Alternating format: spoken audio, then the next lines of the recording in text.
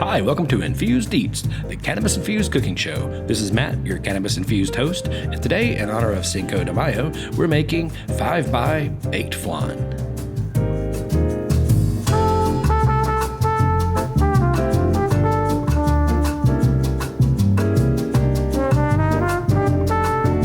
I'll put the ingredients in the description, but I'm also going to run through them here so you'll know. We're going to use 1 cup of white sugar. I'm actually using kind of the unrefined browner sugar. You need 3 eggs, large eggs, 1 can of sweetened condensed milk, 1 can of evaporated milk, some pure vanilla extract, a lime for some zest, and we're also going to be using 5 different kinds of marijuana, but you could just use 5 grams of cannabis or however you want to do it. But we're going to be using some rosin chips, we're going to be using some hash, we're going to be using some decarbed cannabis, some undecarbed cannabis, and some infused cannabis coconut oil. You're also going to need some like flan dishes or ramekins to bake in the oven.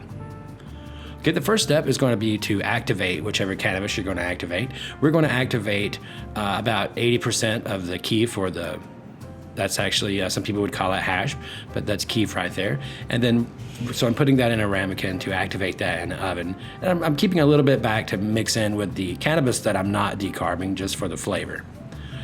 And then I also have a couple of grams of cannabis that I have decarbed already, but I'm not decarbing that again. So that went into the oven for 30 minutes about at 250 degrees Fahrenheit to decarb it. And what I have here are rosin chips. Now this is when we made a rosin press a little while back. And if you ever made the rosin, you'll know that there's a pretty good bit of rosin or a lot of THC left in these. They're kind of oily even on their surface. And so this is the first time I'm actually incorporating them into a recipe, but I'm putting in about 1 gram or so of those as well. And then there's my decarbed cannabis in that little blue container.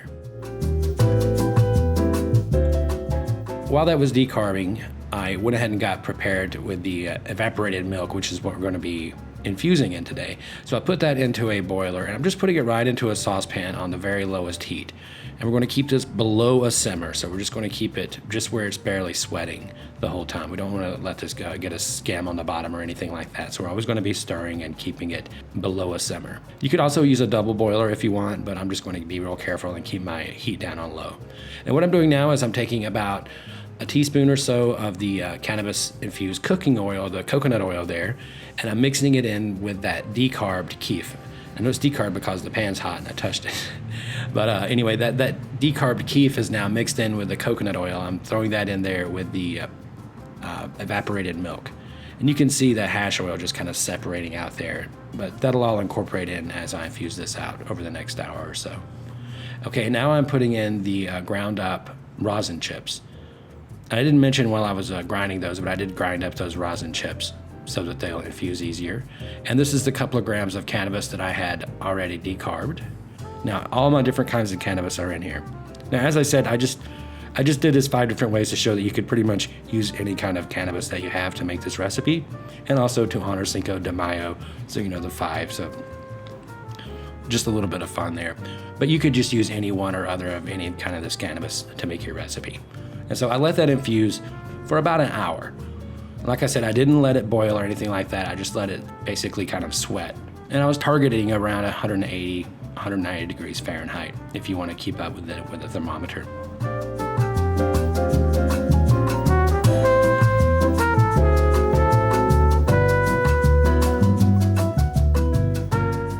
And now I'm filtering out the cannabis.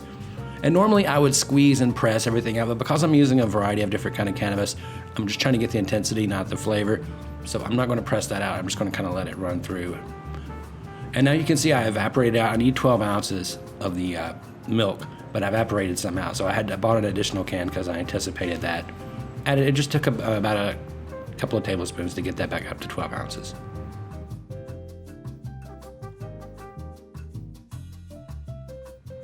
Okay, so I let that milk set aside now. That's infused. I just set it aside and let it cool off now while I prepare the sugar. And what I've done is I've put the whole cup of sugar inside of a thick, but I use like a Teflon pan like this because it's a lot easier if it'll slide and get slick and move around like that. You're gonna bring that up over medium to medium high heat.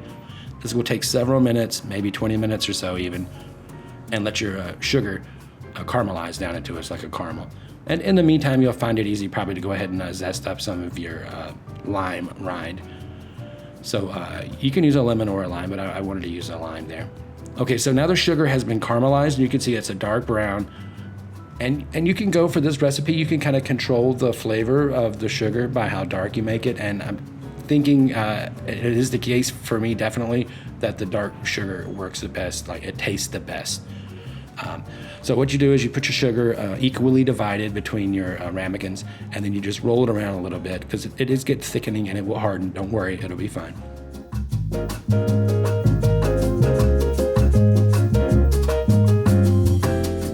Okay, so once you've done that to your ramekins, you can go ahead and mix in all the rest of the ingredients.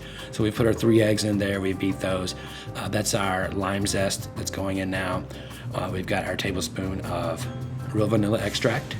We're going to whisk that all together, and then we're also going to add in our, this is our sweetened condensed milk. And that stuff is really thick, so make sure you whisk it in well, and also make sure you scrape out your can, because you can leave, like a third of it in your can if you're not careful. Okay, it's going to be really thick at this point, and now we have our cooled off infused evaporated milk from previously, and so now we're incorporating in our cannabis. Okay, and you're going to whisk that until it's all incorporated and glossy. Okay, we're getting close here now, because we're going to combine our two different components of our recipe. Now we're going to take our cups that have our sugar waiting in the bottom, and now we're going to equally divide all of our batter between those 4 ramekins. Now I had 3 big ones and then 1 small one, but it actually worked out just perfect to bring it to the top. If I had 4 of the larger ones, it wouldn't have come all the way to the top. So here we are, we're getting near the end. Now what you want to do is you want to bake these in the oven.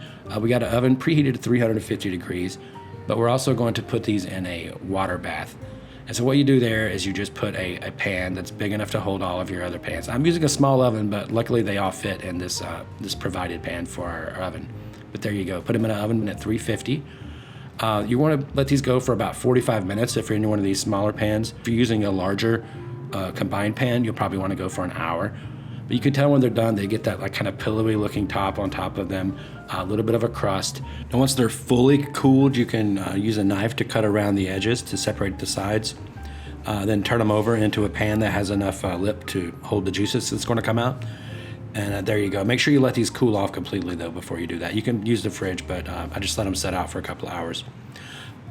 So delicious, moist, and they weren't very eggy for that matter, but they were actually very moist and really tasted good. I thought all the amount of cannabis would be overwhelming. It was actually not.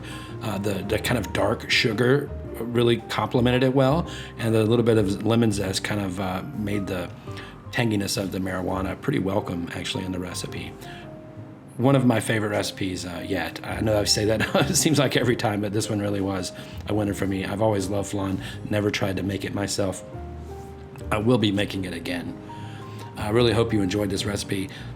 Leave a thumbs up if you think that looks delicious. Also, if you want to see more recipes like this and more cannabis culture videos, make sure you subscribe to RuffHouse Studios. This is Matt. Thanks for watching.